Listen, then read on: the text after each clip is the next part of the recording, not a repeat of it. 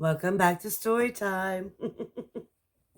I am your host, Mrs. Claus, and today's story is called A Christmas for Bear and is written by Bonnie Becker. I think we're going to have a lot of fun with this one. Let's go ahead and get started. One frosty night, Bear heard a tap, tap, tapping on his front door. When he opened the door, there was Mouse, small and gray and bright-eyed. "Merry Christmas!" cried Mouse. "Maybe," said Bear. Bear had agreed to have a Christmas party. He'd never had one before. "Do we open the presents first?" Mouse asked eagerly. "Presents?" Bear shook his head. "Most unseemly." "What?" Mouse's eyes opened wide. "No presents?" "We shall sit around the tree and eat. I might even read a poem. Surely that will do," Bear declared.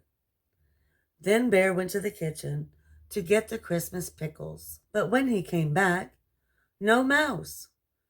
"Mouse, where are you?" Mouse didn't answer. Bear heard a tiny scurrying sound. It was coming from upstairs. Bear climbed the stairs to his bedroom.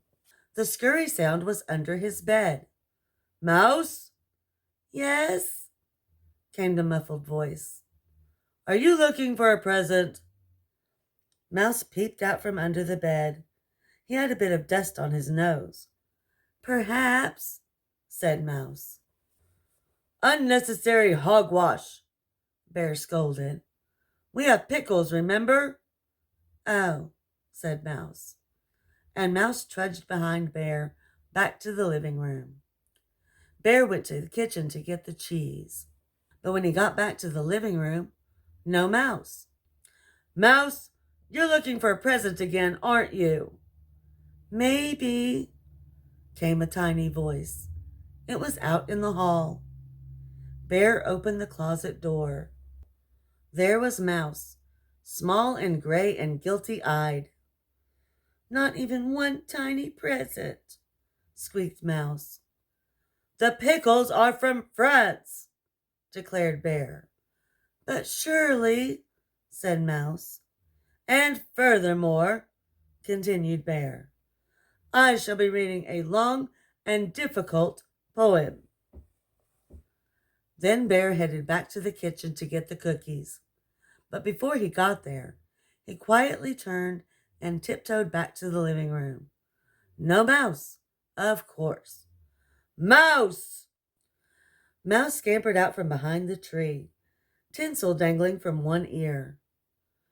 "Pickles and poems!" bellowed Bear. "That is the Christmas spirit." "Yes, Bear," sighed Mouse. Mouse sat in front of the crackling fire. Bear served them pickles and cheese and cookies and tea smelling of cinnamon and oranges. Bear nibbled and sipped. Mouse did too, but his tail was sad. Bear cleared his throat. Mouse looked up. "'Twas the night before Christmas," Bear pronounced, "when all through the house not a creature was stirring, not even a mouse." Bear stared sternly at Mouse. "The pickles are wonderful," whispered Mouse. Bear continued.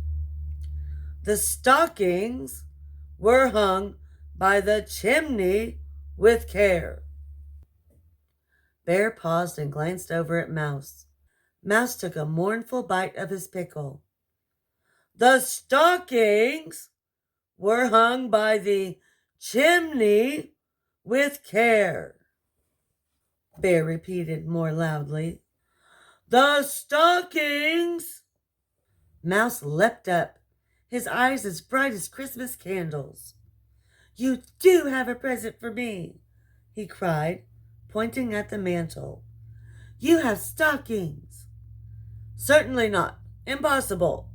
Monstrous assumption," rumbled Bear, but he was smiling.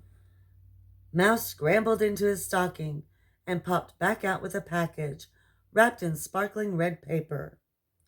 Bear looked on eagerly as Mouse tore off the wrapping. "It is the best present ever," Bear announced proudly, "even if it's not a pickle." Inside was a shiny silver telescope. Bear hurried Mouse out into the crisp winter night. Mouse pointed the telescope toward the glowing moon.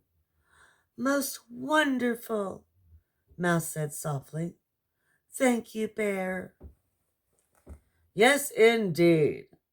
Bear smiled, then looked at Mouse. "Well?" "What?" Mouse was busy studying the stars with his new telescope. "Mouse, you didn't forget, did you?" Bear looked most stricken. "Pickles and poems," said Mouse. Then he turned the telescope toward a nearby fir tree. "And presents." There, peeking out from the snowy branches, was a big red bow. Bear hurried over and pulled out a wooden sled with shiny red runners. "I've always wanted a sled with shiny red runners," said Bear. "Thank you, Mouse.